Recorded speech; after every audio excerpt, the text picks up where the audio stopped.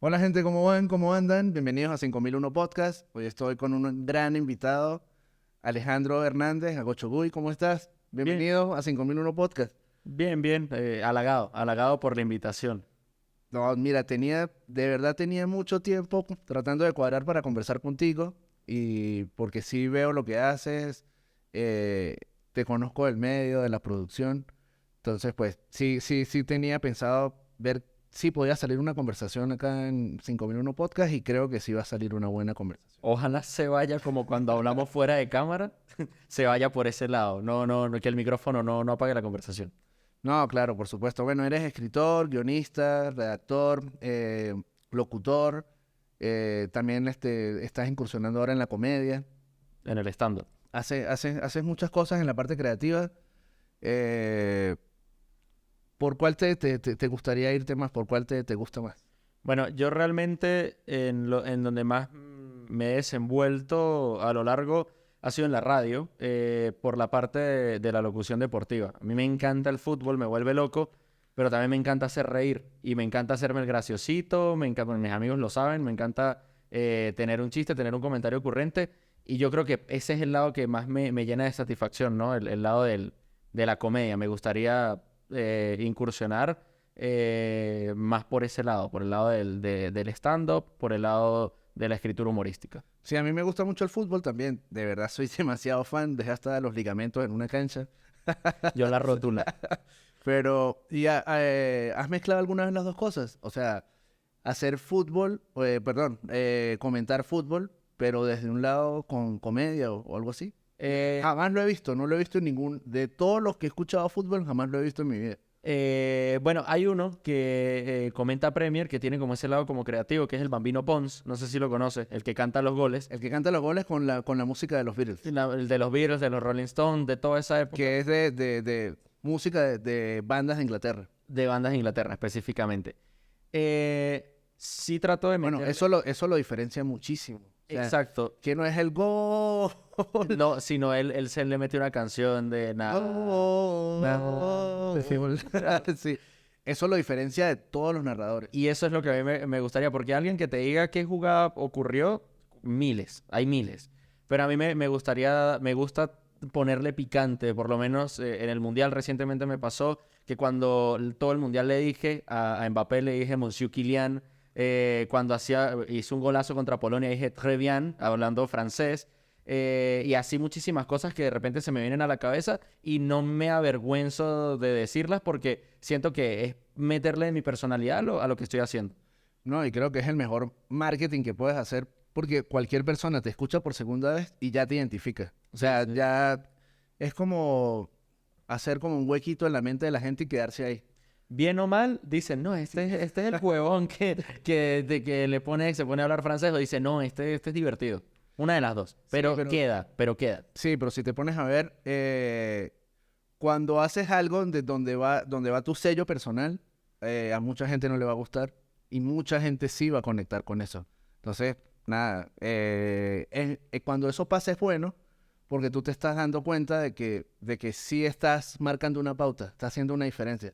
Porque si nadie opina nada, o sea, es algo muerto, algo inerte, Sí, algo que de verdad no despierta la emoción en nadie. si hablan de la forma que sea, es positivo. Y más en un medio que acá en el estado Táchira es muy rígido y muy de dinosaurio. Y de repente no le da ese espacio, y lo digo sin ánimo de ofender, Es muy es tradicional, muy pues. tradicional. Es muy tradicional. Y a veces hay que romper un poco con eso, no solo gritar el gol, pero es complicado también incluso con los directivos de la emisora, que ellos también entiendan ese lado porque no le dan tanto ese espacio al lado creativo como tal. Claro, o sea, que tú tengas esa libertad creativa de expresarte no como ellos creen que debería ser siempre, sino a tu manera.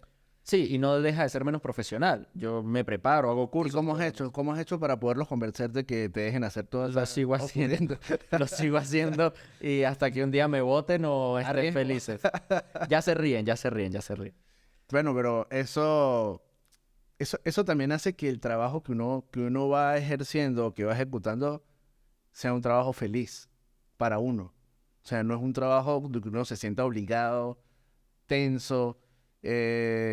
que todo sea como con un ambiente demasiado hostil, sino le metes alegría y que te sientes feliz haciendo lo que haces. Mira, yo también trabajo, uno de mis ingresos es de oficina. Yo trabajo en una oficina respondiendo soporte técnico de un sistema administrativo. Totalmente, todo lo que nombramos de redactor, que incursiona en la comedia, que hago locución, no tiene absolutamente nada que ver. Y a veces tengo este trabajo porque en cierta parte es otro ingreso económico, además de todo, de las demás cosas que pueden redondear. Este, cómo yo llevo este trabajo con mi personalidad, con mis sueños, con mi felicidad. Y, y es complicado. Entonces uno empieza a buscar las tres patas al gato. Por lo menos yo trabajo hablando con personas y yo digo, esto es casi como locución. Casi, porque estoy aquí hablando y yo doy inducciones a grupos grandes de personas y yo digo, bueno, pero esto es como un stand-up, pero sin los remates, solamente Sí. explicando algo. Entonces uno se come esas pastillas para creérsela. Oye, pero no había escuchado esa analogía de que si tienes que atender gente, o sea, si estás en la parte de atender como servicio al cliente, los puede ver como que cada conversación puede ser un mini podcast.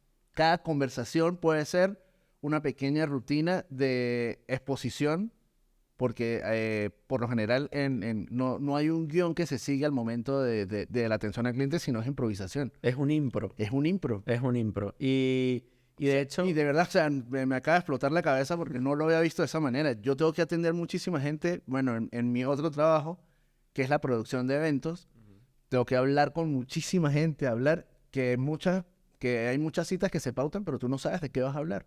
Hay cosas puntuales del trabajo, pero todo es un impro, que te va preparando para otros escenarios.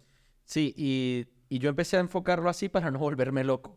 Porque yo decía, no puede ser otra vez hablando con esta misma persona, que no entiende lo que le estoy explicando, que no estoy conectando con esta persona. Y yo dije, ¿sabes qué? Lo voy a agarrar como si fuese eso, como si fuese un podcast, como si fuese una impro. E incluso me llama la atención que a la hora de escribir hay chistes o premisas que se me ocurren después de atender a un cliente. No, pero es Y que, me o sea, parece pero es que, increíble.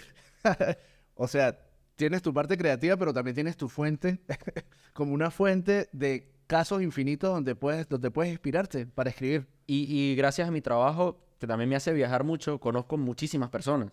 Y por ahí agarro una anécdota de alguien, ocurre una anécdota en otro sitio y voy escribiendo generando un proceso creativo. Si se materializan en chistes o en un guión o en algo, ya se verá más adelante, pero ya tengo allí la premisa. Y yo tengo el teléfono lleno, las notas llenas de cosas que yo voy viendo, de cosas que yo voy escuchando, porque ¿Cómo organizas esas notas? O sea, ¿cómo estructuras eso en tu teléfono?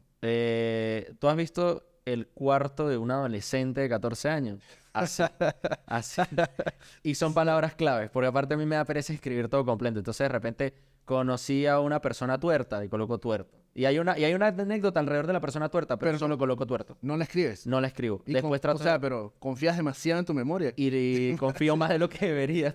Es lo que debería. Ajá, pero ¿y eso dónde lo escribes? ¿En WhatsApp? ¿Una nota de WhatsApp? ¿O te mandas un mensaje a ti mismo? A veces mi novia sirve de idea, de pozo para tirar ideas. Entonces le paso una nota de voz. O a veces en unas notas Tuerta. de Pero no es contigo. lo paso sin contexto. 3 de la mañana y le paso una nota de voz tuerta. Se para el otro día. ¿Qué pasó?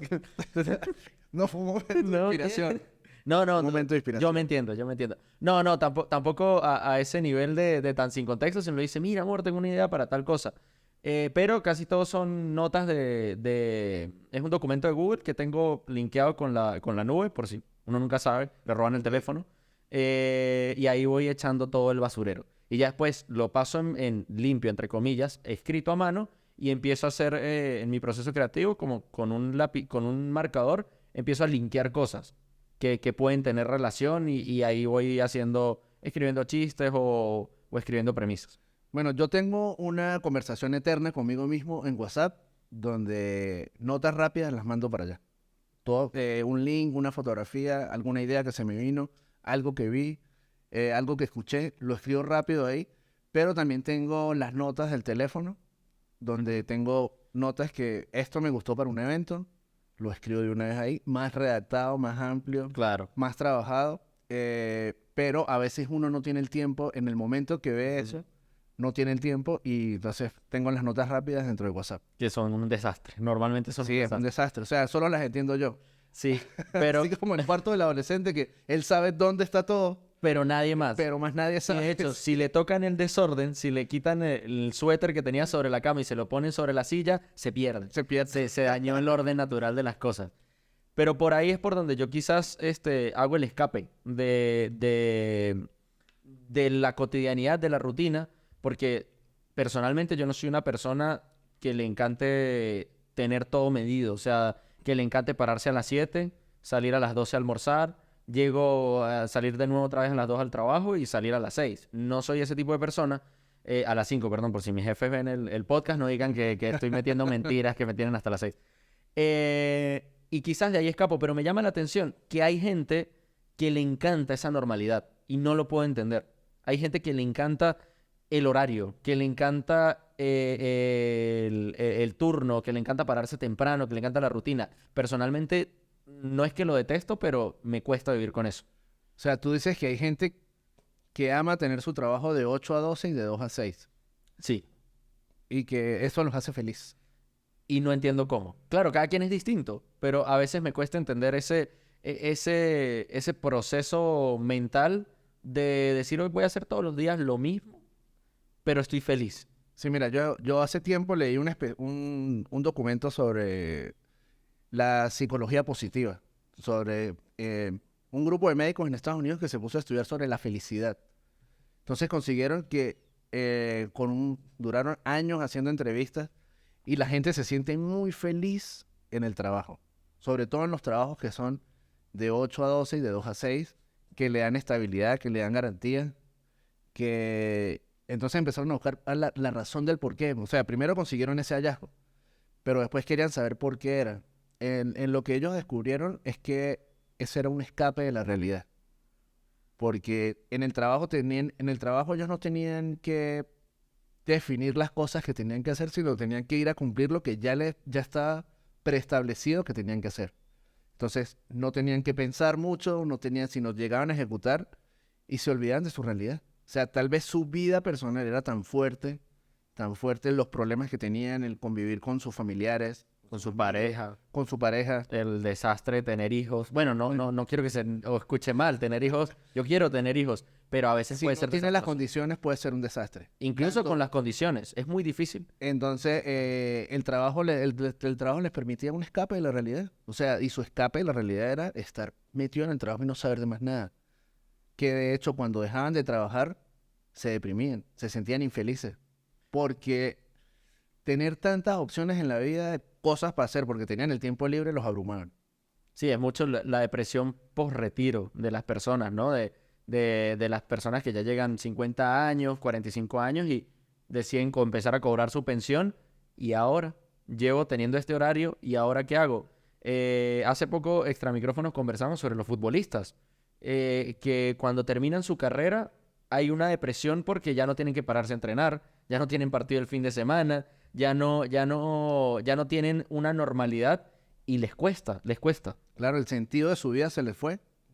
Duraron 30 años con un sentido de vida que ya por no estar trabajando ahí, lo perdieron. Y tienen que volver a fabricar otro sentido para su vida y resignificar su vida no, resignificar su vida porque ya el significado que tenía lo perdió. Por eso es que muchos se hacen entrenadores, porque te necesitan de una vez ya algo por ahí, de una vez tener una normalidad.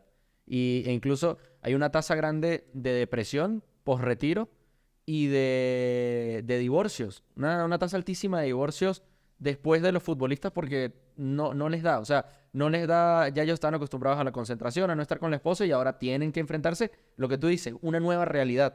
Ya no la realidad de ellos no es el campo de fútbol, ahora la realidad de ellos es la casa o los negocios que tengan aparte. Y se puede hacer muy complicado. No, pues entonces en ese caso es que buscan otro trabajo para escapar de la realidad. Exactamente. Bueno, pero a veces no puede ser solo el trabajo. También hay muchas cosas que te permiten escapar de la realidad. Una de las primeras cosas que vi que me hacía, por lo menos a mí, escapar de la realidad eran los videojuegos. O sea, Y no era que yo no juego mucho, no soy muy... Pero tiene cara de que intentó con el Dota. Mínimo intentó con Dota. ¿No? No. Es que ese era el LOL de su época. ¿Qué es Dota? No sé qué es Dota. ¿No sabe qué es Dota? Dota es un juego basado en World of Warcraft. Se fue el podcast de repente. Estamos hablando de la depresión post-retiro y ahora vamos a hablar de World of Warcraft. En el que tienes como 3 carriles y son varios equipos con diferentes roles, para hacerlo corto. Entonces se jugaba online y la idea era tumbar como los nexos o las... Mira, las mira. banderas. Voy a irme más para atrás. Yo jugaba Super Mario Bros. Y ya.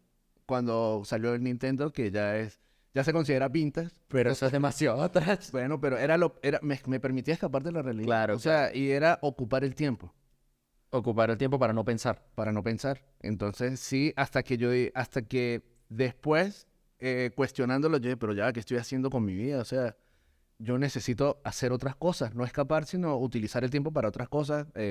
No sé, aprender, no sé, un instrumento musical, que fue cuando empecé a tocar instrumentos de cuerda.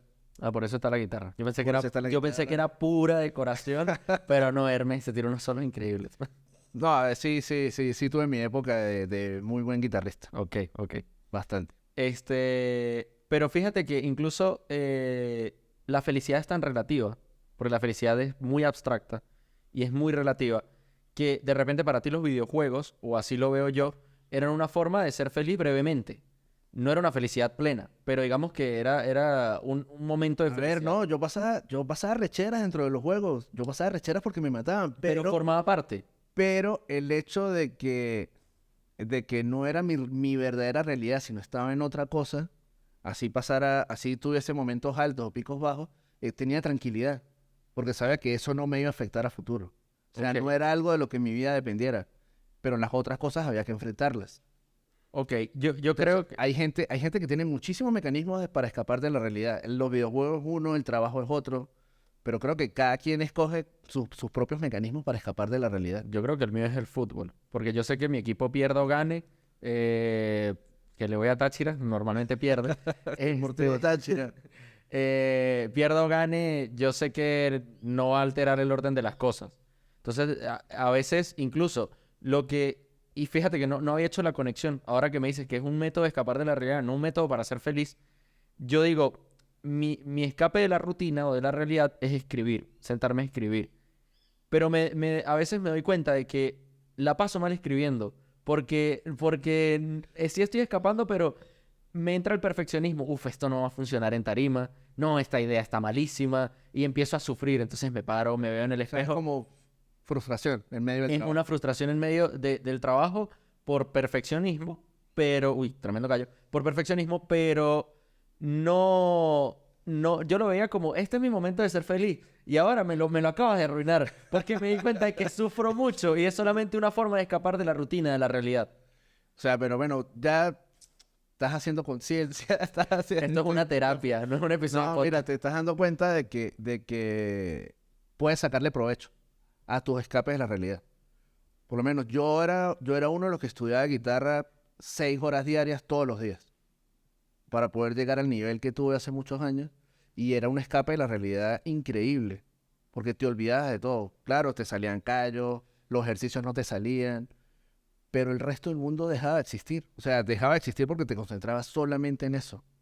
Entonces, claro, en aquel momento vivía de la música, hacía muchas cosas, ya es un bonito recuerdo, pero todo lo que era la disciplina y todo lo puedes llevar a cualquier otro campo, Por supuesto. a cualquiera. No solamente, o sea, hay mucha gente que cree que la disciplina es graduarse de una carrera, salir, trabajar, ascender a una empresa o emprender y generar estabilidad económica y eso gracias a la disciplina, pero la disciplina se aplica en todos lados. Y de hecho, yo soy fiel creyente de que mucho talento, pero sin disciplina no hay para dónde correr. Incluso la disciplina le gana al talento bruto. Sí, mira, hay un autor que es de apellido Gladwell, que ya tengo el libro.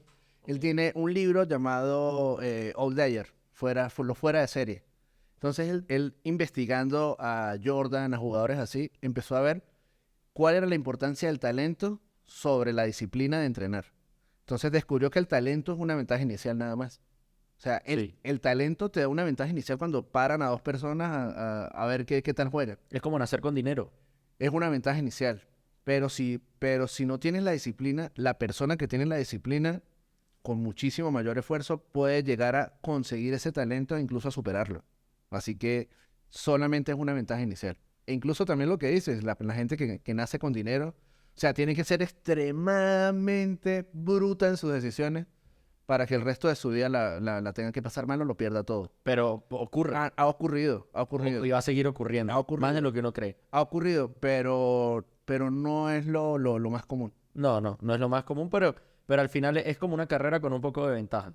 Y Sí, tranquilamente, totalmente. una persona que... Estás comenzando más adelante. Hay una persona que de repente nace con dinero y no necesario... O sea, puede haber una persona que no tenga dinero de cuna y que lo pueda superar en cuanto a capital, por ejemplo, en cuanto a inversiones. Pero de repente la persona, al tener su propio... al haber nacido con dinero, no busca salir más adelante. No, porque bueno, tiene una comodidad que no le genera ningún impulso a abandonar algo o a perseguir algo nuevo. Entonces, Qué feo, ¿no? Tener dinero. no es feo, no es feo.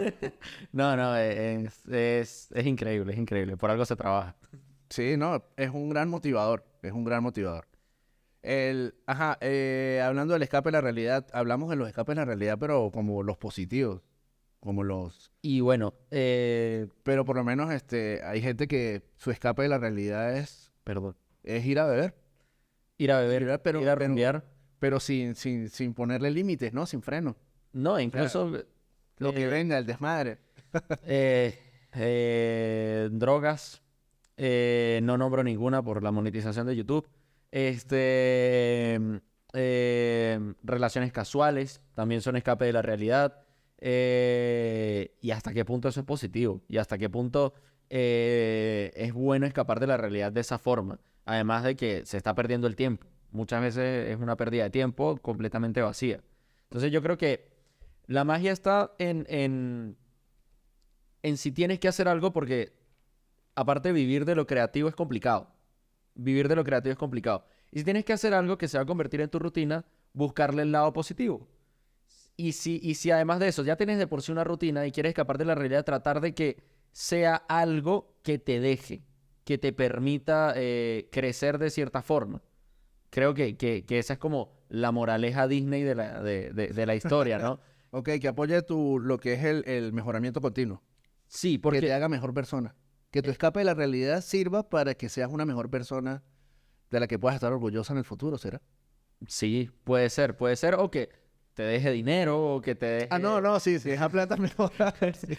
Pero, pero sí es algo que hay que saber balancear y saber dónde escapar de la realidad y en qué momento hacer cosas extras, emprender en algún lado, aprender un instrumento, hacer proyectos aparte, porque yo siento que sí se puede caer en ese problema eterno de, no, es que yo bebo para olvidar.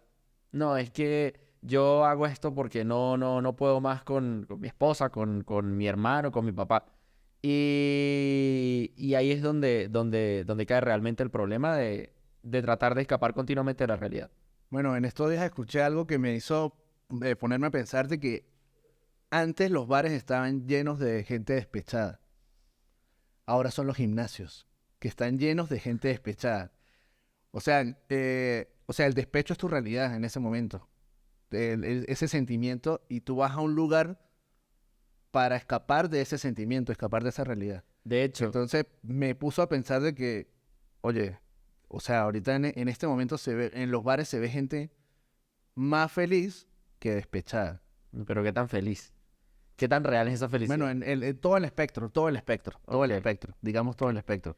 Pero sí, hay mucha gente que utiliza los gimnasios y lo último que está esperando es todo el cambio físico. De hecho, Lo haces primero para drenar, sentirse mejor o olvidarse de todo el resto de cosas.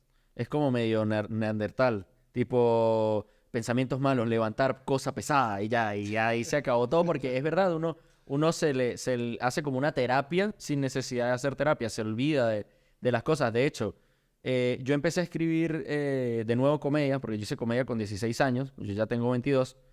Y yo volví a empezar a escribir comedia porque porque me surgió como un medio de terapia. Yo estaba yendo a terapia, acababa de terminar una relación larga y me surgió como un medio de terapia. Y, y empecé a escribir comedia y terminé también después en un gimnasio. Eh, Ok, Todavía pero no ya, sé. pero ya, pero Ajá. ¿por qué dices que escribir fue terapéutico para ti? Porque O sea, ¿en qué aspecto? escribí todo lo que sentía, bueno o malo, las culpas que tenía, los remordimientos, el dolor, las cosas buenas, todo eso lo escribí. Eran como 40 páginas de puro Alejandro sin filtro y de ahí Drenar, salió o un sea, stand-up. entonces es drenar, pues. Lo que Es hiciste drenar, fue drenar drenar. y se siente el alivio después de todo eso. Sí, totalmente. Ahora, después Lo- de tomarse una botella de cacique se siente alivio. Cada quien, cada quien. no, al otro día no creo, No, pero en el pero, momento. pero en el momento te escapas. De hecho, los efectos del alcohol están descubriendo, nuevos estudios descubriendo el efecto del alcohol que dice, no, la persona que está ya ebria, no te dice mentiras, eh, es sincera. Entonces están buscando a ver cuál es el efecto psicológico del alcohol y los últimos estudios han revelado que es que la persona pierde la noción a largo plazo. O sea, no es que la persona se vuelve más sincera, sino que no tiene filtro, sino que la persona con el alcohol pierde su noción a largo plazo de las consecuencias que Exacto. pueden traer los actos y empieza a hacer lo que sea que esté estimulado en el momento presente y el futuro se le olvida. No se piensa. No se piensa No y se puede ser piensa en el peligrosísimo. futuro. Por eso es que pasan tantas cosas en esos estados de ebriedad. Por eso que pasan tantas cosas a principios de año en San Cristóbal, con las ferias y todo aquello. Em, pero sí, es un escape en el momento, pero puede ser un escape vacío y además es más barato escribir que tomarse una botella de cacique. Sí, no, claro, por supuesto. Total. No, no, y que también el alcohol va a dañar tu cuerpo tarde o temprano. Tienes que dejarlo lo más pronto posible. El ejercicio hace bien hasta que te empiezas a inyectar. Ya de ahí no hace tan bien para el cuerpo, pero mientras no se inyecte, todo bien. Hablábamos antes de arrancar de, o bueno, hace poco, de lo difícil que es vivir del lado creativo, que no es solamente ser bueno y ya, porque hay mucha gente que es buena y ya, sino que también hay que mercantilizarlo. Y de hecho me llama la atención, extrapolándolo a lo que es tu organización de eventos, el cómo decir, yo quiero montar aquí unos stands y después terminando siendo el evento que, sin ánimos de chupar medias acá, es el evento más grande del estado. Cómo mercantilizar de repente esa habilidad que tiene de organización para lograr hacer un evento, yo lo extrapolo a lo mío y digo, ¿cómo yo puedo mercantilizar ser creativo? Porque al final uno no solamente es el talento bruto o lo creativo que yo sea, sino cómo yo vendo lo que yo hago. No, claro, por supuesto. Yo siempre coloco el ejemplo cuando voy a dar conferencias o charlas o algún taller, hablo sobre un pizzero que hubo aquí cerca de mi casa, que era un italiano, que hacía unas pizzas increíbles, pero uno se enteraba era solo porque un vecino le recomendaba al otro vecino. De boca a boca. Y él nunca hizo publicidad. ¿Y por qué hubo? Hubo, que, Dijo que hubo un pizzero. ¿Se murió? no, sí, sí, ya Ah, falleció. ok. Perdón. Sí, hubo un pizzero. Es que yo estaba diciendo no, porque si no vamos y probamos la pizza. No, sí, fue súper trágico. Murió el día de su cumpleaños haciendo pizza y se resbaló. Y murió, lo sé porque fue una No. historia de un vecino. Sí. ¿Cómo, cómo te vas a morir el día, perdón, con respeto al vecino y a la familia? ¿Cómo te vas a morir el día de tu cumpleaños haciendo pizzas? Es que, bueno, pero No. era de hecho fue un emprendimiento que comenzó a sus 70 años. 70 años. Le compraron el horno y él empezó a hacer sus pizzas con sus recetas que él sabía de toda su tradición ¿Y italiana. cuánto tiempo estuvo haciendo pizzas? Mira, como unos 8 años, 10 años. 78 años, 80. Es una Sí. buena edad. No, sí, es una buena. No sé si yo llegué a esa edad, la verdad. No, ojalá, ojalá, y bien, y bien. Y bien, no, la idea es llegar bien, por supuesto. Ok, volviendo a lo que me comentabas. Sí, mira, entonces, él hubiese podido vender muchísimas más pizzas, pero si no se mercadea, la gente es como si no existiera. Ahorita, Es como si no hubiese existido. Entonces, si tú eres muy bueno haciendo lo que haces, pero no aplicas exponer el trabajo que haces, la gente no te va a conocer. Entonces, por lo menos, algo que yo considero es que tú tienes que tener 2 pilares de producción. Y lo aprendí haciendo los festivales y lo he llevado a todas las cosas que yo hago. Tienes que producir el producto como tal y tienes que producir tu capacidad de exponerte a la mayor cantidad de personas ese producto para que se enteren y por default vayas cada vez consiguiendo más clientes. Sí, y sobre todo en una época en la que estamos sobreestimulados. Es más, aún más complicado vivir de lo creativo o promocionar un producto, promocionar un servicio. Yo siento que es mucho más complicado porque es la época de los 30 segundos. Esta es la época de los 30 segundos. De ver un contenido muy largo o hace poco me pasaba que estaba viendo televisión, cosa rara ver televisión en el 2023, pero estaba viendo televisión y los comerciales me parecían larguísimos. Me parecían larguísimos. Y era una No he hecho ese ejercicio, pero sí, o sea, pueden ser eternos. me parecían larguísimos y yo, ¿dónde está el botón de omitir? Entonces ahora es más complicado generar un impacto y lograr promocionar que lo que uno haga, sea lo que sea, resalte sobre los demás, porque hay demasiadas cosas y estamos constantemente sobreestimulados. Bueno, no por nada es la época del TikTok, que suena como un viejo diciendo TikTok. El TikTok, La época del... la época del TikTok, que yo todavía no entiendo. No, que son máximo 3 minutos. Y ya 3 minutos uno empieza a ver cuánto le queda a esto. La época de los Reels, que también es rapidísimo. Entonces, es muy complicado también generar un impacto y poder promocionar lo que uno haga. Y ahí es donde está la virtud, digo, volviendo a la parte creativa, del creador de contenido o del que haga stand-up o del que haga música o del que haga guiones, el que haga murales, el que sea, de generar ese impacto para poder mercantilizar lo que él está haciendo. Porque al final de pasiones no se vive. Yo uno no va a la bodega y le dice al señor, mire, me da 1 kilo, yo le pago con mis pasiones. Uno no dice, uno no dice, aquí tiene un guión de stand-up. No. Sí, Entonces, suena mejor eso a que tú digas, te voy a pagar con mi pasión. bueno, depende de quién atienda la bodega. Pero sí, claro, esa es en este sistema que tenemos, que es el que creo que mejor funciona hasta ahora, es el intercambio a través del dinero y no hay de otra. Entonces sí tienes que tener cosas que te hagan producir dinero, pero también tienes cosas que necesitas que también te carguen de energía, te hagan feliz. Y ahí volvemos al trabajo de oficina. Que lo juro, si mis jefes ven esto van a creer que mañana renuncio, pero no. Sí me gusta mi trabajo, pero no es mi pasión.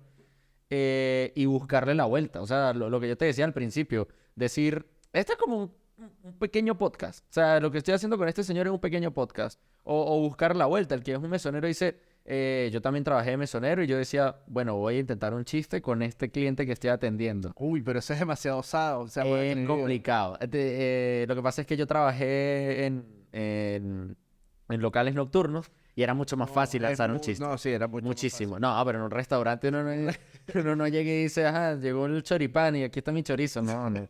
Pero fácil. No, no, por favor. Ajá, pero bueno, algo que te acuerdes de esas anécdotas tratando de hacer un chiste en un local nocturno. Bueno, no recuerdo qué chiste hice. Estaba trabajando en el Demócrata, por cierto. No recuerdo qué chiste hice. Bueno, es un club de acá de San Cristóbal, Ah, sí. uno de los más grandes que hay. Se me olvida que hay que explicar las referencias porque hay audiencia nacional. Bueno, es un club, como un country club, un club deportivo y hay un bar, adentro hay un bar. Y yo trabajaba en el bar de mesonero. Y duré un solo día, partí un salsero aparte. Entonces había un señor al que le lancé un chiste, ya ni me acuerdo cuál es el chiste. Yo tenía 17 años, 18, no vaya a ser que le vayan a caer una denuncia ahí al demócrata. Y al señor le encantó tanto el chiste que dijo que era igualito al hijo de él. Y me dejó una propina increíble. En aquel entonces Venezuela estaba destruidísima, no había efectivo, pero me la dejó por punto. Y yo dije, me lo gané solo por ser buena onda y lanzarle un chiste. Y desde entonces empecé a lanzar chistes con todo el mundo, pero hay parejas que me ven raro. De repente hay el novio de alguna chama ve feo. Gente que pide que le cambien de mesonero, cosas así, pero cuando se logra hay buenas propinas. El bad ending de todo esto es que... O sea, es un muy buen ejercicio porque, o sea, de verdad estás improvisando, estás llevando al límite todo lo que puede salir mal en ese momento Y más que estás arriesgando tu trabajo, pero de verdad fue demasiado creativo también. O sea, tu trabajo lo estás utilizando para practicar las otras cosas que quieres hacer. Sí, y capaz en ese entonces yo ni siquiera escribía stand-up. Solamente era ganas de llevarlo al límite. Yo era tipo, bueno, estoy trabajando un día, le Pero, pruebo. ¿y por qué contar chistes? O sea, ¿de dónde te vino eso? ¿Por qué la comedia? ¿Tú sabes lo que es el bullying?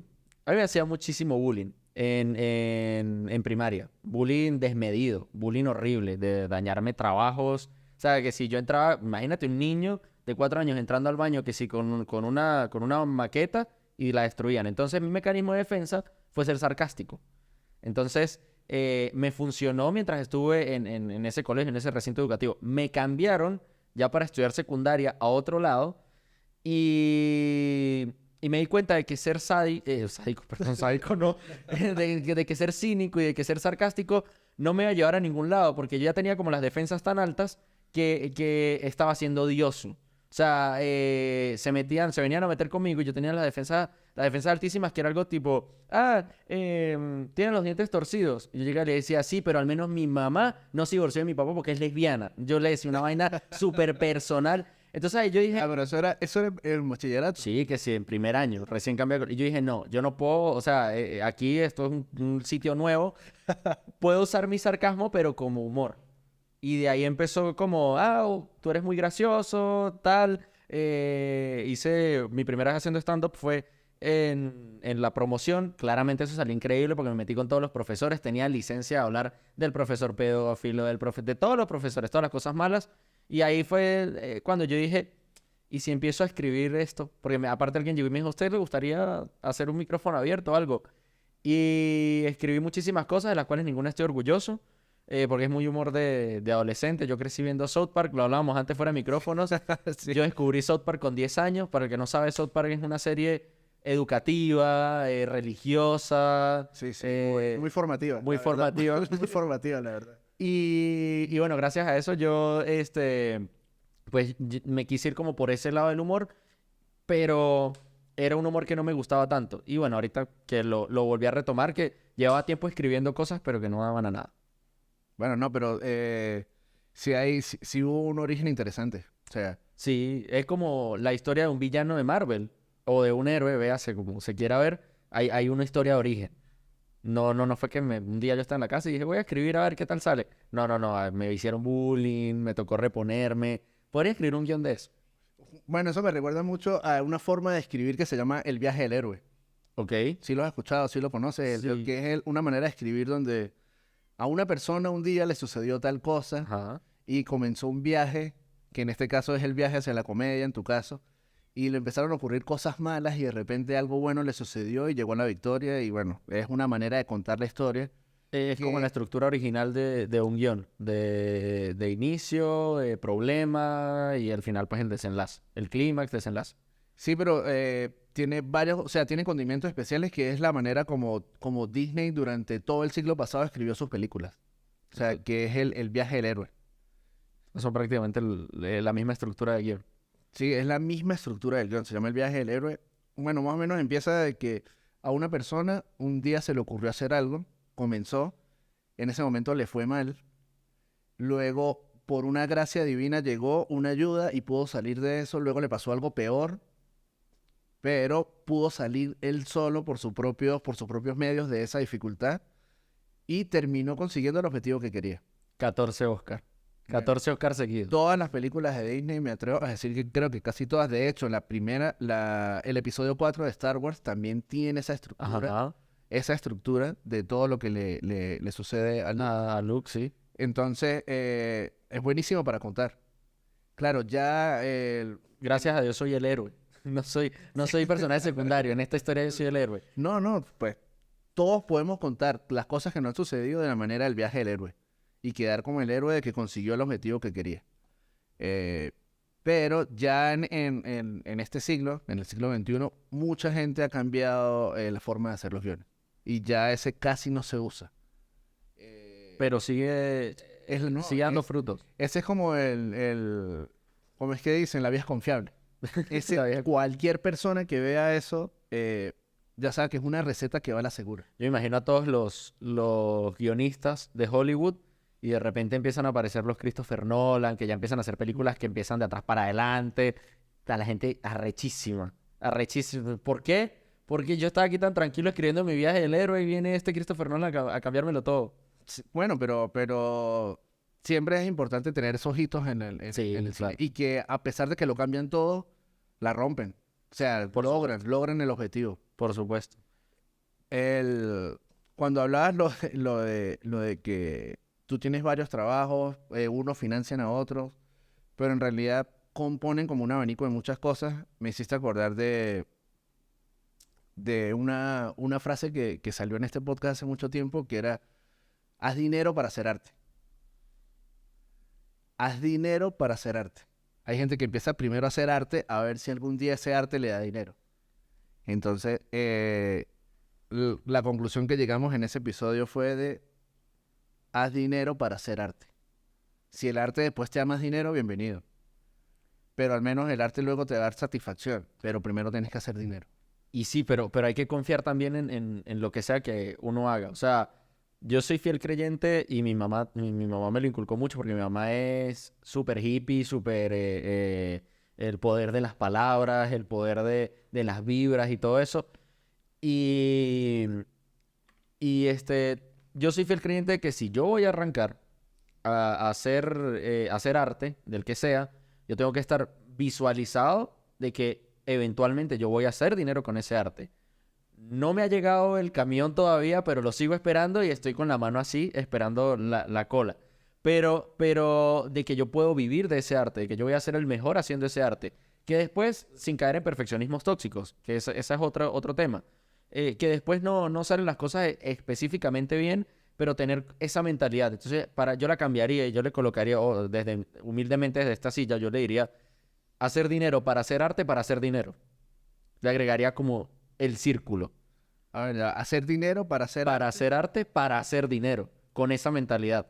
Porque si no, se te van a ir todos los fondos haciendo arte. Y hay que buscar de alguna forma mercantilizarlo. No, sí, me quedo con ese extra que le colocaste. Sí, sí, me parece. No, y es que porque es demasiado gratificante que de algo que es tuyo, pueda tanto ayudar a la gente como generar más dinero. Sí, claro. Y además de que genera satisfacción personal. Y, y uno puede creer que el arte de uno es muy bueno. Los que pintan o yo que hago comedia, que escribo, que estoy en la radio. Pero hasta que uno no le entra el primer dinero, que uno no se siente realmente bueno, realmente valorado. Y es increíble el Hasta que no comienzas a facturar. Exactamente. Es literalmente eso. Yo estuve mucho tiempo en la radio, tuve proyectos que fracasaron en radio por no vender bien, porque yo no me considero un buen vendedor, estoy trabajando en cambiar eso, pero en el momento en el que la radio por primera vez me dio dinero, poco o mucho, pero me lo dio, dije, estoy haciendo las cosas bien. Y capaz no era, como dicen ahorita los chavos, no era mi prime en la radio, pero, pero ya el hecho de que yo recibí dinero, de que alguien me lo reconoció, me gratificó. Y es cierto, uno tiene que hacer arte para uno mismo, no para los demás. Pero cuando los demás se lo reconocen, a uno se le sube el ego. A mí me pasa mucho, por lo menos a mí me encanta cocinar. Yo cocino para mí, esto está delicioso. Pero cuando le doy a probar a mi mamá, a mi novia, al vecino, a quien sea, y dice, está buenísimo, yo digo, ahora sí está buenísimo. Antes era mi ego hablando, ahora sí está buenísimo. Y bueno, ya que hablas del ego, ¿qué es para ti el ego? ¿Cómo te lo llevas? ¿Cómo te relacionas con el ego? ¿Crees que es bueno, que es malo? Creo que ahí entra lo que yo te decía del perfeccionismo tóxico. Porque a veces el que habla no es uno, sino en la mente, cuando uno trata de hacer un proyecto, el que habla es el ego. La gente suele ver de forma general el ego como no, alguien que se cree más que los demás, alguien que solamente piensa en sí mismo, alguien que tiene una personalidad muy fuerte. Yo lo veo como esa vocecita tóxica de perfeccionismo tóxico que te dice, uy, pero eso no está bien, eso no es suficientemente bueno, que la gente lo llama el impostor, muchas veces, del tema del impostor. ¿Cómo trabajar con el ego? Fíjate, Yo siento que el ego es necesario. Yo siento que sí, cierta dosis de ego es necesaria Más que todo cuando estás liderando un proyecto creativo. Tienes que tener cierta dosis de ego. Porque eso se proyecta. O sea, también el orgullo que tú sientes por lo que estás haciendo en ese momento se contagia. Sí, hay que ser humilde sin ningunearse a uno mismo. O sea, sabiendo de lo que uno es capaz. Claro, es un balance demasiado difícil de conseguir. Porque o quedas como una Sí. persona muy mamona, Sí, sí, un sobrado, un exagerado. o quedas como el típico chamo que va a ligar con una chama y dice, no, es que yo soy muy feo y yo no te llegaré a gustar. Que como para dar lástima. Exacto. Y tampoco hay llegar a que, ese punto. tampoco hay que caer ahí. Pero, y yo creo que en la comedia está muchísimo más ese ego tóxico de decir, me ha pasado en stand-up, no todas las noches pueden ser buenas, siempre hay noches malas, y de hecho yo soy fiel creyente que las noches malas hacen las noches buenas. Eh, de cómo manejar ese ego herido, de subirse a una tarima, tenerle fe en los chistes, hacer tu rutina, 5 minutos de silencio, o una risa en el fondo solamente. Cómo bajarse y luchar con eso. Y de hecho, hace poco hubo una noche y no nos fue realmente bien a ninguno de nosotros. Y me preguntaba uno de los comediantes, me decían, ¿cómo haces? Yo sé, yo te veo como muy tranquilo aquí y realmente se rieron de un solo chiste de 10 que contaste. Y yo, ya va, o sea, yo no quiero caer en un perfeccionismo tóxico. Yo sé que me fue mal, pero yo qué gano dejando que dé paso el ego tóxico, el perfeccionismo tóxico, y que me esté dando látigo a cada rato, te fue mal, te fue mal, te fue mal. Yo lo que digo es, ok, me fue mal. Voy a anotar o voy a verme lo que me salió mal. Y lo voy a cambiar, voy a trabajar en base a eso. Por eso es que yo veo el ego como de esa forma, como esa parte de la personalidad que te hace sentir muy grande, pero que cuando no llegas a ser tan grande como el ego te dice que debería ser, te termina tirando hacia el suelo y termina siendo pequeño. Por supuesto que hay que tener ego, por supuesto que hay que creérsela. Si uno no cree en uno mismo, ¿quién va a creer? Ni la mamá, realmente, ni la mamá. Sí, totalmente, es verdad. Pero hay que tener hay que ponerle esa pausa de no terminar siendo algo tóxico ni para uno mismo ni para los demás. Porque al final vivimos en sociedad. Uno solo no vive. Estamos acá hablando y lo que sea porque vivimos en sociedad. De repente, si yo fuese un sobrado o si tú fueras un sobrado, no estaríamos aquí conversando en ningún momento porque chocan los egos. Sí, sí, también bueno, es que de hecho en este momento conversar ya es un acto de humildad por todo como está polarizado.